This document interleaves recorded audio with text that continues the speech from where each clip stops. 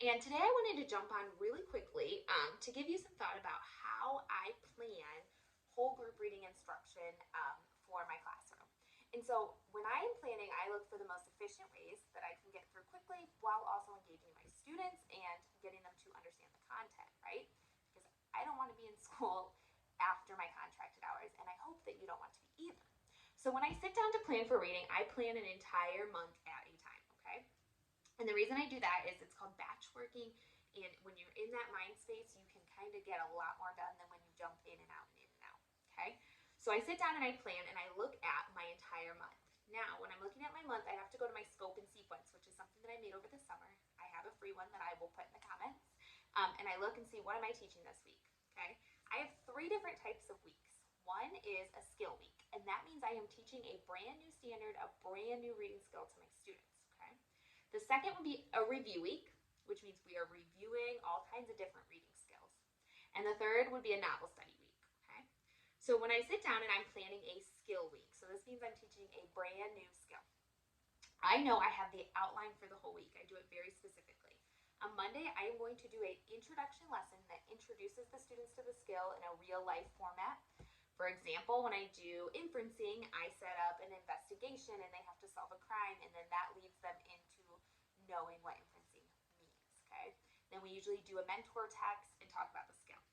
Tuesday is when I'm going to read our main mentor text for the week, and we're going to do practice items on that skill with that main mentor text. Wednesday, they are going to do some kind of either a partner, small group. It's usually a small group project on Wednesday to practice that skill. Sometimes it's technology, some type of small group project. Thursday, they are going to be doing a partner project, and I will be working with my lowest group that kind of is showing throughout the week that they're not getting the skill. So kids that are getting the skill will work with a partner. Kids that aren't will work with me to do some type of practice on that skill. Typically, they're reading a book and showing the practice, doing close reading, things like that. Friday is when they do their individual assessment. So when I go to plan, I know what each day is going to look like, and now I just need to plug in those activities for that skill. That is something I also have planned for every single skill. They're called my skill week bundles. The lesson plans are completely made for you, including small group lessons. So if you're interested in those, I will add that link as well. Then I have what I call review week, and these are weeks that typically fall on holidays for me. I love holidays in the classroom. I know you probably do too if you're a teacher, but they also still need to be rigorous. They still need to have a lot of academic content, and review is a perfect time for that. So let's say we're in October and it's the week of Halloween.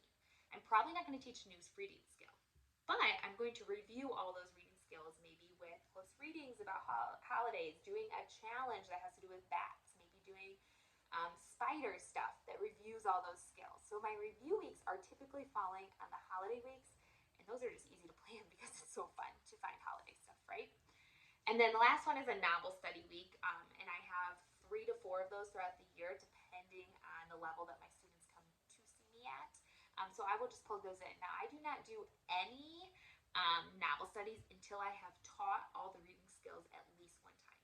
And the reason I don't do that is because when I'm doing novel studies, every chapter I'm usually focusing on a new skill, practicing a skill, the skills that we already need to be taught. So if I do that novel study before I've taught the skill, it kind of makes it hard for them to analyze that text. So the reason that I go through and I make my whole year and I put which week is which, that's called my scope and sequence, is because it makes it really easy to just plug in. When you have an outline, all you have to do is plug in those activities, and it makes it quick, fast, and easy so that you can get out of school when that bell rings and be with your family and friends. Okay? Now I can make it even easier for you because I do have them all planned.